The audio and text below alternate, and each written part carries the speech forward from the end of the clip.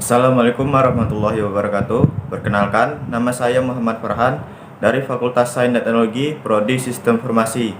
Di pertemuan kali ini, saya akan menjelaskan sejarah tentang komputer dari generasi pertama sampai generasi kelima.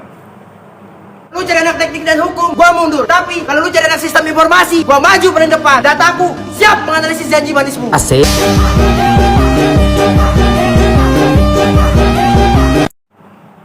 Komputer generasi pertama ditemukan pada tahun 1940 sampai dengan tahun 1956.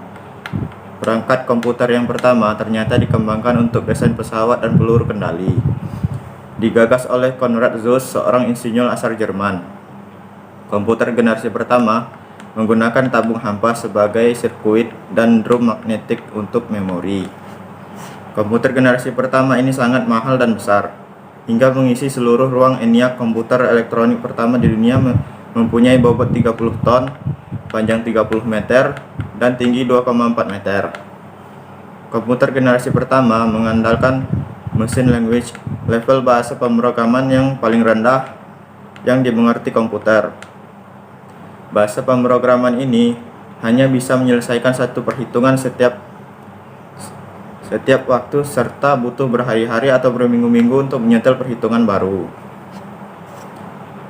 Komputer generasi kedua dimulai dari tahun 1956 sampai dengan tahun 1963. Diciptakannya transistor pada generasi ini mengubah wajah komputer yang dikenal generasi pertama. Transistor menggantikan tabung hampa dan memulai perkembangan komputer generasi kedua.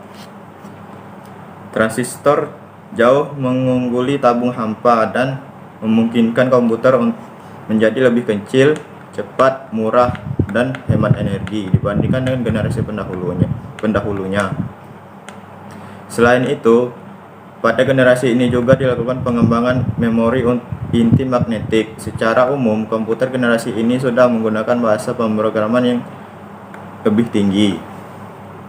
Kapasitas memori sudah lumayan besar, tidak membutuhkan terlalu banyak listrik, dan proses operasi sudah cepat.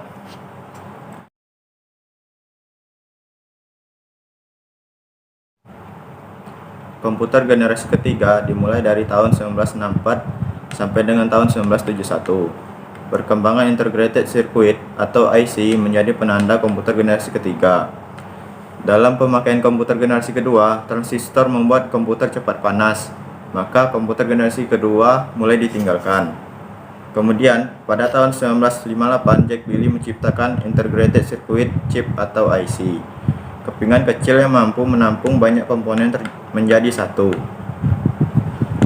Komputer pada generasi ini menjadi lebih kecil dan cepat serta murah, memungkinkan juga menjadi tersedia untuk orang umum. Komputer generasi keempat. Komputer ini dimulai pada tahun 1971 sampai dengan sekarang.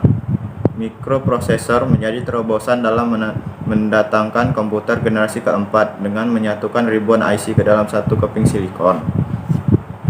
Komputer generasi pertama yang mengisi seluruh ruangan sekarang sudah muat dalam genggaman manusia.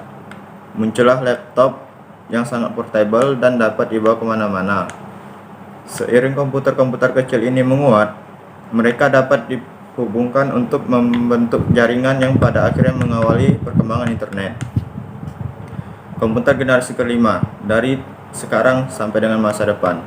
Komputer generasi kelima ini adalah komputer yang kita gunakan ditandai dengan munculnya LSI atau Large Scale Integration, yang merupakan pemadatan ribuan mikroprosesor ke dalam satu mikroprosesor.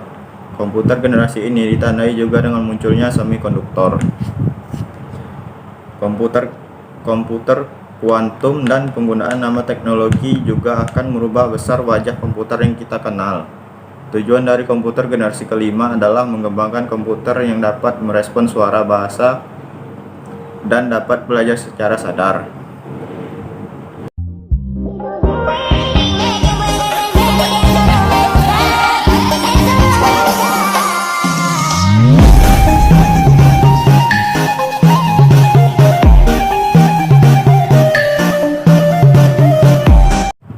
Baiklah, cukup sekian penjelasan dari saya. Saya akhiri. Wassalamualaikum warahmatullahi wabarakatuh.